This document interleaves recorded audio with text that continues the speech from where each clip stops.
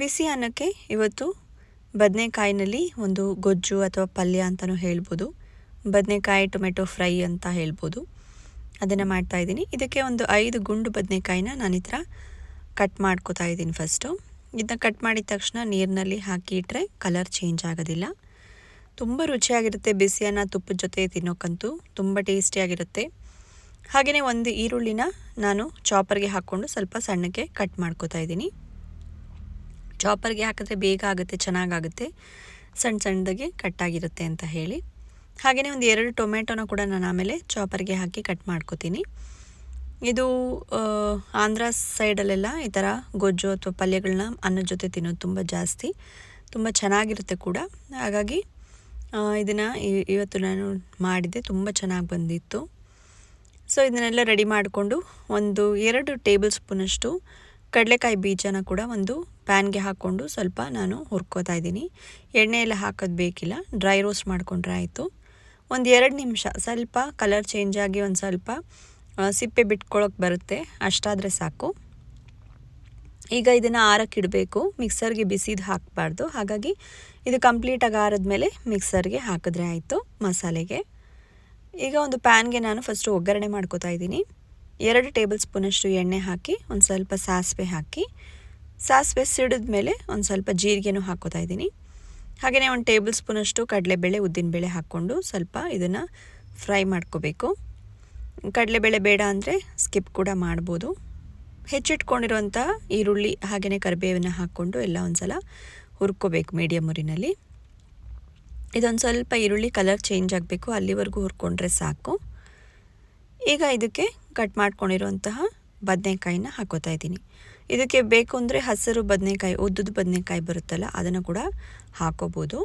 ಹಾಗೆಯೇ ಇದಕ್ಕೆ ರುಚಿಗೆ ಎಷ್ಟು ಬೇಕೋ ಅಷ್ಟು ಉಪ್ಪು, ಒಂದು ಸ್ವಲ್ಪ ಅರಿಶಿಣದ ಪುಡಿ ಹಾಕಿ ಎಲ್ಲ ಚೆನ್ನಾಗಿ ಮಿಕ್ಸ್ ಮಾಡಿಕೊಂಡು ಒಂದು ಸ್ವಲ್ಪ ಹುರ್ಕೊಂಡು, ಇದು ಬದನೆಕಾಯಿ ನೀರೇನು ಹಾಕೋದಿಲ್ಲ, ಹಾಗೆ ಇದು ಸ್ವಲ್ಪ ಬೇಯಬೇಕು.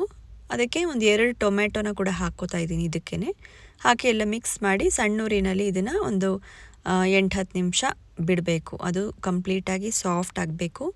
ಇದಕ್ಕೆ ಹಾಕಿರೋ ಉಪ್ಪಲ್ಲೇ ನೀರು ಬಿಟ್ಕೊಳ್ಳುತ್ತೆ ತರಕಾರಿ, ಅದರಲ್ಲೇ ಬದನೆಕಾಯಿ ಬೇಯಬೇಕು. ಎಕ್ಸ್ಟ್ರಾ ನೀರೆಲ್ಲ ಹಾಕೋದು ಬೇಡ.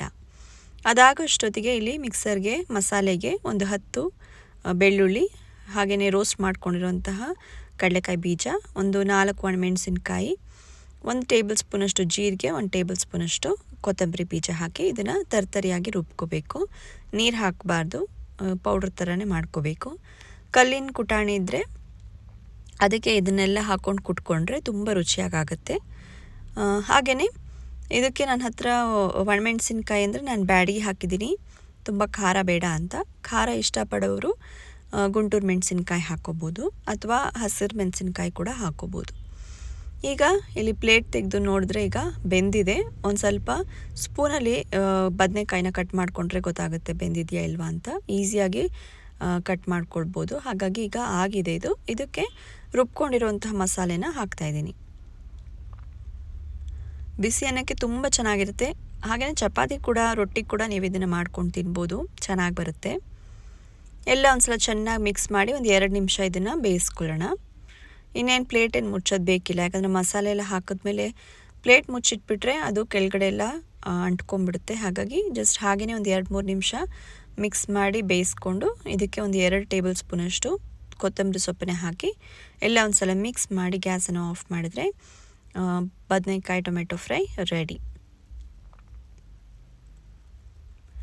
ಇದನ್ನು ಅಕ್ಕಿ ರೊಟ್ಟಿ ಜೊತೆನೂ ತಿನ್ಬೋದು, ಉಬ್ಬು ರೊಟ್ಟಿ ಮಾಡ್ತೀವಲ್ಲ ಅದ್ರ ಜೊತೆ ಬೇಕಾದರೂ ತಿನ್ಬೋದು, ಚೆನ್ನಾಗಿರುತ್ತೆ. ಒಂದು ಸ್ವಲ್ಪ ಖಾರ ಇಷ್ಟಪಡೋರು ಖಾರವಾಗಿ ಮಾಡಿಕೊಂಡು ತಿಂತಾರೆ. ನಿಮಗೆ ಹೇಗೆ ಅನುಕೂಲನೋ ಹಾಗೆ ಮಾಡ್ಕೋಬೋದು. ನಾನಿಲ್ಲಿ ಬಿಸಿಯನ್ನು ತುಪ್ಪ ಹಾಗೆಯೇ ಗೊಜ್ಜನ್ನ ಹಾಕ್ಕೊಂಡು ಬಿಸಿ ಅನ್ನಕ್ಕೆ ಇದನ್ನು ಗೊಜ್ಜನ್ನ ಹಾಕೋತಾ ಇದ್ದೀನಿ. ತುಂಬ ಚೆನ್ನಾಗಿರುತ್ತೆ. ನೀವು ಒಂದು ಸಲ ಟ್ರೈ ಮಾಡಿ ನೋಡಿ, ಹಾಗೆಯೇ ಕಮೆಂಟ್ಸ್ನಲ್ಲಿ ಹೇಗೆ ಬಂತು ಅಂತ ಹೇಳಿ.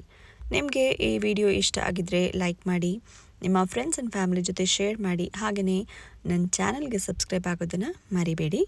ಮತ್ತು ಮುಂದಿನ ವಿಡಿಯೋದಲ್ಲಿ ಹೊಸ ರೆಸಿಪಿಯೊಂದಿಗೆ ಸಿಗ್ತೀನಿ. ಅಲ್ಲಿವರೆಗೂ ಟೇಕ್ ಕೇರ್.